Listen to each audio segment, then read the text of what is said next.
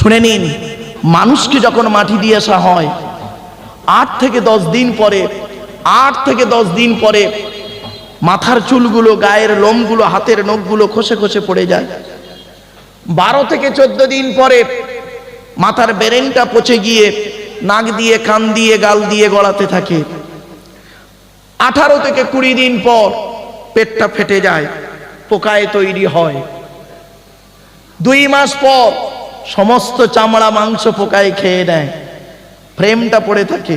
6 মাস পর কয়েক কটা হাড় ছাড়া বাকি সব পোকায় খেয়ে নেয়। কোথায় গেল সুন্দর দেহ? শুনে নিন, তবে কয়েক কটা দেহ মাটি খেতে পারে না, টাটকা থাকে। সেই দেহগুলোর মধ্যে, মুসলিমদেরকে বলছি, সেই দেহগুলোর মধ্যে একটা দেহ যেন আপনার হয়, আমার হয়, এই জন্য এখানে একটু বসুন। সেই দেহগুলোর নামগুলো শুনুন। 1 নাম্বার নবীদের দেহ, তা আমরা কেউ আর নবী হতে পারবো না, 1 নাম্বারটা শেষ। 2 নাম্বার শহীদানদের দেহ, আমরা শহীদান হতে পারবো কি তা জানি না। 3 নাম্বার মোকাম্মাল কোরআনে হাফেজের দেহ, আমরা হাফেজ হতে পারবো কি তা জানি না। হাক্কানি আলেমের দেহ, পারবো কি তা জানি না। 5 নাম্বার মুয়াজ্জিনের দেহ, আর মসজিদ তো একটাই খোলা পথে এই বাজারে, নাকি আর দুটো আছে ভাই? আছে, তার দুটো মসজিদে কটা মুয়াজ্জিন? আজান দেয় কজন? 2 জন, তো হয়ে গেল তো।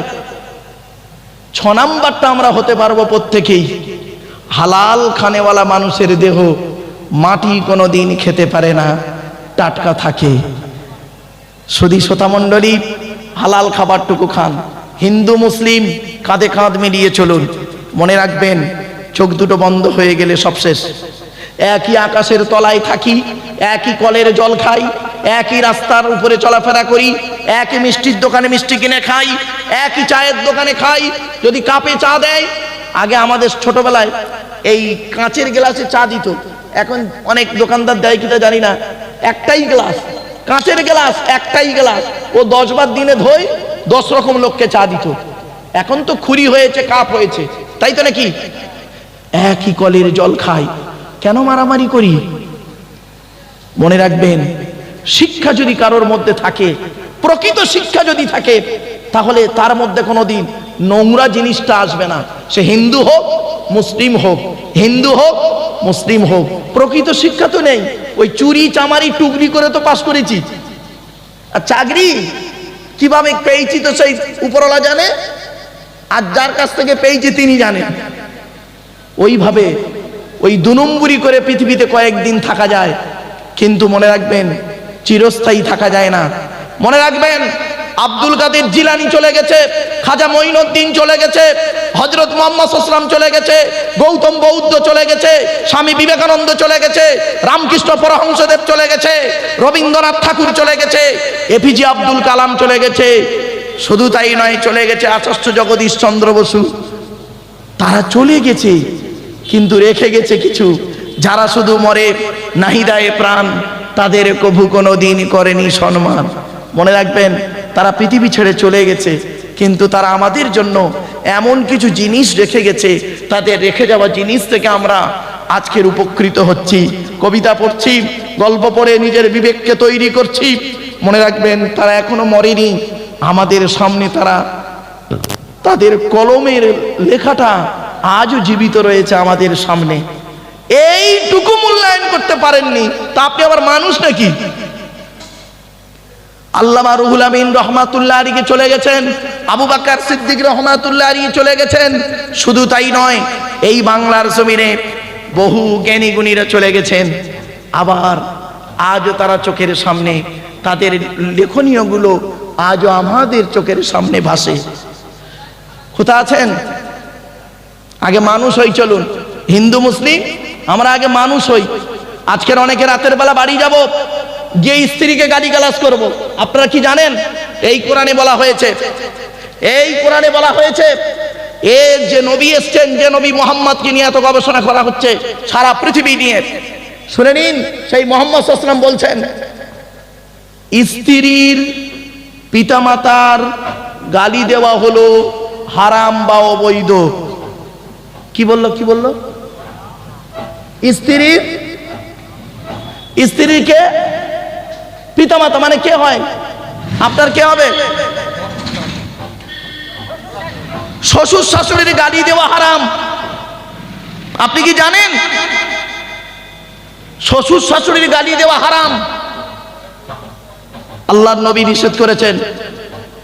আপনি তো শ্বশুর শাশুড়ি গালি দেন, আপনার স্ত্রী একটা ভুল করেছে, তাকে গালি দিয়েছেন, তাকে গালি দিয়ে আপনার স্বাদ মেটে নাই, তার মরা বাপটাকেও গালি দিয়েছেন, মরা মাটাকেও গালি দিয়েছেন, দিয়ে আপনি মন্দিরে যাচ্ছেন, আপনি মসজিদে যাচ্ছেন, আপনি মনে করেছেন আপনি খুব ভালো লোক, আপনি ভালো লোক। আপনি লোকের 2 নম্বরি মালগুলো মেরে, মানুষের মেরে, মানুষ হত্যা করে, মানুষের মানসিক চাপ সৃষ্টি করে তার আত্মাকে মেরেছেন, তার দেহটাকে শেষ করেছেন, তার বিবেকটাকে শেষ করেছেন আপনি। শোনেন, মার্ডার কত রকমের হয় জানেন? বাবা, আমি একজন ফরেনসিক ইনভেস্টিগেটর কুইজের একজন অফিসার, আমারে একবার মূর্খ গান্ডু ভাববেন না। মানুষকে কত রকম ভাবে মারা হয় জানেন? শারীরিক নির্যাতন, মানসিক নির্যাতন। এই মানসিক নির্যাতনটা মারাত্মক। স্বামীরা স্ত্রীদের শারীরিক নির্যাতন করে, আর কিছু স্ত্রী আছে স্বামীদেরকে মানসিক নির্যাতন করে। কিছু বোঝেন? কিছু অনুরোধ করে বলে যাচ্ছি, এজন্য প্রত্যেকটা স্বামীর দায়িত্ব হলো স্ত্রীকে 17টা শিক্ষা দেওয়া। আপনারা কি হিন্দু কি মুসলিম, আপনাদেরকে বলে যাচ্ছি, নিজের স্ত্রীকে কয়েকটা শিক্ষা আপনারা দেবেন, যে শিক্ষাগুলো খুবই দরকার, খুবই জরুরি। তাই আজ আপনাদের কাছে বলছি, সৃষ্টিকর্তা 10টা হারামের কথা আজকের বলবো। 1 নম্বর হারাম হলো কি, অবৈধ হলো কি, সৃষ্টিকর্তার সঙ্গে পৃথিবীর কোনো ব্যক্তি বস্তুর তুলনা করতে যাবেন না, 1 নম্বর হারাম। 2 নম্বর হলো সৃষ্টিকর্তা বলছেন, এই পৃথিবীতে তোমার জন্ম দেওয়া পিতামাতাকে কোনোদিন গালি দিও না, জন্ম দেওয়া বাপ আর মাকে কোনোদিন মারধর করো না, গালি দিও না, অত্যাচার করো না, শারীরিক নির্যাতন করো না, মানসিক নির্যাতন করো না, বরং পিতামাতার সঙ্গে ভালো ব্যবহার করবেন। অনেকে আছে দেখবেন, স্ত্রীকে নিয়ে আনন্দে থাকে, ছেলে মেয়েকে নিয়ে আনন্দে থাকে, আজকে রাতে গিয়ে ঘুমাবে আনন্দে। অনেক ব্যক্তি এখানে বসে আছেন, দাঁড়িয়ে আছেন, আপনারা বাড়ি থেকে স্ত্রী ছেলে মেয়েকে নিয়ে ঘুমাবেন, আর বৃদ্ধ পিতামাতা খেয়েছে কিনা খবর নেবেন না। আপনি আবার সকালবেলা উঠে সৃষ্টিকর্তাকে ডেকে দোকান খুলবেন, আর আপনার ওই দোকানে সৃষ্টিকর্তা তার করুণা বর্ষণ করবে? আপনি ভাবলেন কি করে? আপনি ভাবলেন কি করে? সৃষ্টিকর্তা নিজেই বলেছেন, তুমি তোমার বৃদ্ধ পিতামাতাকে গালি দিও না, তাদেরকে অত্যাচার করো না, তাদের প্রতি করুণার নজরে দেখো, তাদেরকে ভালোবাসো, ভক্তি শ্রদ্ধা করো। পিতামাতা যদি আশীর্বাদ করে, পিতামাতা আশীর্বাদ দোয়া যদি করে, ওই দোয়াটা সৃষ্টিকর্তার আরশে আজিমে পৌঁছে যায়। আজকে আপনারা মুসলমানদের বলি আর হিন্দুদের বলি, হিন্দু ভাইরা তারা ব্রাহ্মণকে অনেক টাকা দেয়, মুসলমানরা মৌলী সাহেবদের অনেক কিছু দেয়। মনে রাখবেন, আমি আব্দুল্লাহিল মারুফ বলে যাচ্ছি, আমার হাতে 500 টাকার নোট দিয়ে মোসাবা করে কি নেকি পাবেন কি তা আমি জানি না, পুণ্য হবে কি তা জানি না, তবে এতটুকু বলতে পারি, 100 টাকার একটা নোট নিয়ে জন্মদাতা বাপের হাতে দিয়ে বলবেন, আব্বা চা খাবে, বাপ ওই টাকাটা নেবে, আকাশের দিকে তাকাবে, চোখ ফেটে পানি পড়বে, অন্তর থেকে দোয়া বের হয়ে যাবে, ওই দোয়াটা আল্লাহর আরশে আজিমে পৌঁছে যাবে। আপনি কোথায় আছেন? আপনি তো বাম্মাকেই দেখেন না। আপনি ছেলের কাছে ভাতের আশা করেন কি করে? আপনার মতো পিতামাতাকে ছেলে মেয়ে মারছে, খারাপ করছে না, ভুল করছে না। মনে রাখবেন, আপনি আপনার মাম্মাকে দেখেছেন? আপনি তো শ্বশুর শাশুড়িকে গুরুত্ব দিয়েছেন, আপনি আপনার স্ত্রীকে ঠিকমতো শাসনে রাখতে পেরেছেন? আপনি পুরুষ, বাড়িতে গিয়ে ভাববেন। চলুন, 1 নাম্বার হলো সৃষ্টিকর্তার সঙ্গে কাউকে শরীক করবে না, লা তুশরিক বিহি শাইয়্যা। 2 নাম্বার হলো ওয়াবিল ওয়ালিদাইনি ইহসানা, পিতামাতার সেবা যত্ন করবে, পিতামাতাকে কোনোদিন গালি দেবে না। আজ আমি অনুরোধ করে বলে যাচ্ছি, বাবা আজকের গিয়ে পিতামাতার হাত ধরে ক্ষমা চেয়ে নেবেন, পায়ে ধরে ক্ষমা চেয়ে নেবেন। যদি তাদের সঙ্গে খারাপ আচরণ করে থাকেন অতীতে, তার জন্য আপনি ক্ষমা চেয়ে নেবেন। পিতামাতা যদি অন্তর থেকে মাফ করে দেয়, আপনি জানবেন আপনার ইহকাল শান্তি, পরকালে স্বর্গ বা জান্নাত। আর আপনি যদি ওই কষ্ট পিতামাতাকে দিতেই থাকেন, তাহলে জানবেন আপনার জন্য নরকে ঘর তৈরি ঠিক হচ্ছে, আপনার নরকের আগুনে পোড়ানো হবে, এটা মাথায় রাখবেন। 3 নাম্বার হলো খুব হারাম অবৈধ জিনিস। হিন্দু মুসলিম শুনে নিন, সৃষ্টিকর্তা বলছেন লা তাকতুলু আওলাদাকুম মিন ইমলাক, তোমরা তোমাদের সন্তানদেরকে হত্যা করো না। এখানে অনেক নারী পুরুষ আছে হিন্দু মুসলিম যারা নিজের সন্তানকে হত্যা করেছে, অনেক হিন্দু মুসলিম আছে এখানে দাঁড়িয়ে বসে সন্তান হত্যা করেছেন। শুনে নিন, বিবাহের আগে যারা সন্তান হত্যা করেছেন অবৈধ সম্পর্ক করে, তারা পৃথিবীতে 2টো নিকৃষ্ট কাজ করেছেন, পাপ কাজ। 1 নাম্বার অবৈধভাবে আপনি সন্তান হত্যা করেছেন, 2 নাম্বার হলো আপনি ব্যভিচার করেছেন। বুঝতে পারছেন? আর বিবাহের পরে যারা সন্তান হত্যা করেছেন, কি হিন্দু কি মুসলিম, মনে রাখবেন আপনাদের ছাড় নেই। সৃষ্টিকর্তা বলছেন ওয়াইজাল মাউউদাতু সুইলাত বিআইয়ি যামবিন কুতিলাত, ওই সমস্ত মৃত সন্তানদেরকে আমি সৃষ্টিকর্তা পরকালে জীবিত করে জিজ্ঞাসা করব, কোন অন্যায়ের কারণে তোমাদের পিতামাতা তোমাদের হত্যা করেছিল। ওই মাসুম বাচ্চারা বলবে, ওগো দয়াময়, আমরা হত্যা হতে চাইনি, বাপের পৃষ্ঠ হতে মায়ের পেটে থেকে আমরা যখন এলাম, আমাদের পিতামাতা খবর পেল আমার স্ত্রীর পেটে বাচ্চা এসে গেছে, দুজনে মিলে যুক্তি করলো এ বাচ্চাটা নেওয়া যাবে না। অতএব করলো কি, 499 টাকা দামের ট্যাবলেট খাইয়ে ইনজেকশনের মাধ্যমে, ওয়াশের মাধ্যমে আমাদের মেরে দিয়েছে। আজকের দিনে যদি নরকে দিতে হয়, আজকের দিনে যদি জাহান্নামায় বা নরকে দিতে হয়, ওই বাপ আর মাকে আগে জাহান্নামায় ঢোকাও, কারণ ওরাই আমাদেরকে হত্যা করেছে। এই জন্য অনুরোধ করে বলে যাচ্ছি, খবরদার যারা সন্তান হত্যা করেছেন, নিজের সন্তান স্ত্রীর পেটের বাচ্চা মেরেছেন, মনে রাখবেন আপনাকে নরক, জাহান্নাম, যতক্ষণ না আপনি ক্ষমা প্রার্থনা করে ফিরে আসেন ভালো দিকে। আপনারা কি জানেন সন্তান হত্যা করা মহাপাপ? কোরআনে বলা হয়েছে 3 নাম্বার হারাম। হারামের মধ্যে 3 নাম্বার হারাম হলো লা তাকতুলু আওলাদাকুম মিন খাশিয়াতি ইমলাক। সৃষ্টিকর্তা বলছেন তোমরা তোমাদের সন্তানদেরকে খাওয়াবার ভয়ে হত্যা করো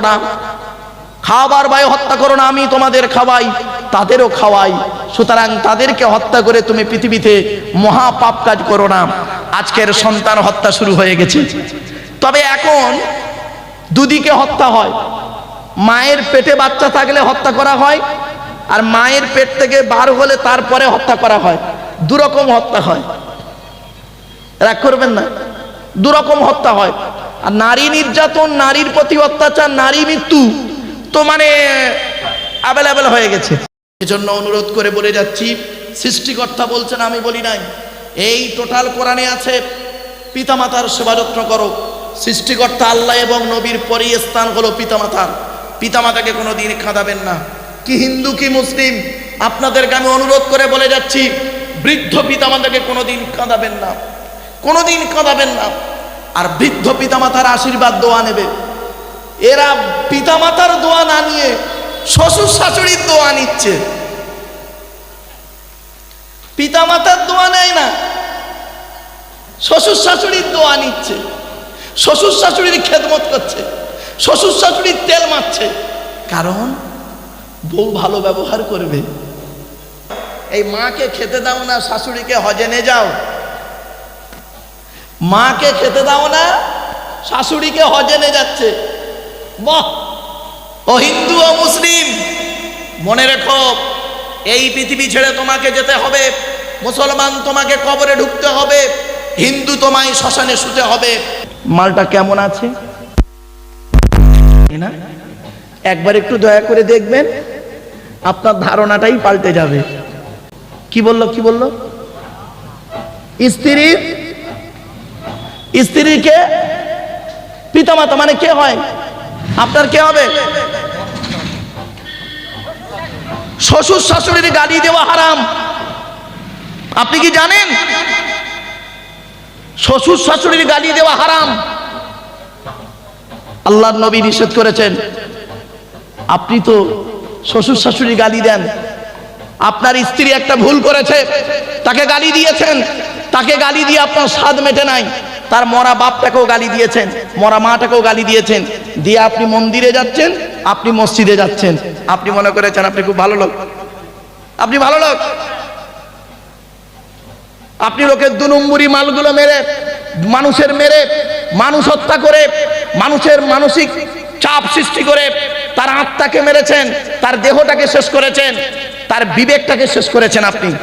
তাই বাপেদেরকে অনুরোধ করে বলে যাচ্ছি, চোখ দুটো বন্ধ হয়ে গেলে, চোখ দুটো বন্ধ হয়ে গেলে আপনাদের কবরে শুতে হবে, কবর কাউকে ছাড়বে না। নামাজ পড়ুন, নামাজ কারোর জন্য মাপ নেই। মনে রাখবেন, বিশেষ ব্যক্তি বিশেষ কারণ ছাড়া নামাজ কারোর জন্য মাপ নাই বাপ। নামাজ পড়ুন, রোজা রাখুন, অর্থ থাকলে হজ করুন, যাকাত আদায় করুন, স্ত্রীর হক আদায় করুন, পিতামাতার সেবা যত্ন করুন, ভাই ভাই মিলেমিশে চলুন, প্রতিবেশীর উপকার করুন। মানুষের উপকার করতে না পারলে ক্ষতি করতে যাবেন না। তাই আপনাদের কাছে আমার করজোড়ে নিবেদন রইল, রোজা রাখুন আর স্ত্রীর হক আদায় করুন। একে অপরের প্রতি ভক্তি শ্রদ্ধা সম্মান বজায় রাখুন। যেহেতু আপনারা এখানে চলাফেরা করেন, হিন্দু মুসলিম কাঁধে কাঁধ মিলিয়ে চলুন, একে অপরের বিপদে ঝাঁপিয়ে পড়ুন। কোরআনে আল্লাহ পাক বলেছেন, ভ্রাতৃত্বের আয়াত কি জানেন? ওয়াবুদুল্লাহ ওয়ালা তুশরিকু বিহি শাইয়্যা ওয়া বিল ওয়ালিদাইনি ইহসানা ওয়া বিযিল কুরবা ওয়াল ইয়াতামা ওয়াল মাসাকিন ওয়াল জারি যিল কুরবা ওয়াল জারিল জুনুব ওয়া সাহিবি বিল জামবি ওয়া বিনিস সাবিল ওয়া মা মালাকাত আইমানুকুম। কোরআনের সূরা নিসা 36 নম্বর আয়াত আল্লাহ পাক বলছেন, তোমরা আল্লাহর ইবাদত করো, তার সঙ্গে কারো শরীক করো না। আর কি করবে? পিতামাতার সেবা যত্ন করো, গরিব ফকির এতিম মিসকিনদেরকে তাদের প্রতি দয়া করো, তাদের দান খয়রাত করো, তাদেরকে ভালোবাসো। ওয়াল জারি যিল কুরবা, নিকটবর্তী প্রতিবেশীর উপকার করো, প্রতিবেশীর উপকার করো, দূরবর্তী প্রতিবেশীর উপকার করো। ওয়াসাহিবি বিল জামবি, তুমি তোমার কলিগকে ভালোবাসো। মনে রাখবেন, রাসূলুল্লাহ বলেছেন, মান কানা ইউমিনু বিল্লাহি ওয়াল ইয়াউমিল আখির ফালা ইউজি জারাহু, যে ব্যক্তি কিয়ামতের প্রতি ঈমান বজায় রাখতে চায় সে যেন প্রতিবেশীর উপকার করতে থাকে। রাসূলুল্লাহ বলেছেন আরেকটা হাদিস, আহসিন ইলা জারিকা তাকুম মুমিনা, প্রতিবেশীর উপকার করো তবেই তুমি মুমিন মুসলমান। আরেকটা হাদিস রাসূলুল্লাহ বলেছেন, লাইসাল মুমিনুল্লাযী ইয়াশবাউ ওয়া জারুহু জাইউন ইলা জামবিহি, নবীজি বললেন, মনে রেখো, আল্লাহ তোমাকে অর্থ দিয়েছে, টাকা পয়সা ধন সম্পদ দিয়েছে, তুমি আলাউ পোলাও করে খাও, পাশের গরিব ভাইটা অনাহারে পড়ে থাকে, ওই ব্যক্তি কোনোদিন মুসলমান বলে দাবি করতে পারে না। মনে রাখবেন, আপনাকে আল্লাহ অর্থ দিয়েছে, টাকা পয়সা দিয়েছে, ধন সম্পদ দিয়েছে, আপনি আলাউ পোলাও করে খাচ্ছেন, পাশের গরিব ভাইটা অনাহারে পড়ে আছে, আপনি কোনোদিন মুসলমান বলে দাবি করতে পারেন না। আর একটা কথা আপনাদের বলি, মনে রাখবেন, মুসলিম কাঁধে কাঁধ মিলিয়ে চলুন। মুসলিম, মনে রাখবেন, সামগ্রিকভাবে মুসলিম, তোমার দায়িত্ব হলো তোমার সাংবিধানিক অধিকারকে তোমাকে ছিনিয়ে নিতে হবে। সাংবিধানিক অধিকার যতটুকু আছে তুমি তার জন্য জান প্রাণ দাও, এটা হলো তোমার দায়িত্ব। তোমার সাংবিধানিক অধিকার আন্দোলন করেন, সংবিধানের যেভাবে আন্দোলনের কথা বলা আছে সেইভাবে আন্দোলন করুন, তাহলে দেখবেন আপনি সফলকামী হবেন। অনুরোধ করে আপনাদের কথাগুলো বললাম, একবার উচ্চ আওয়াজে দরুদ শরীফ আল্লাহুম্মা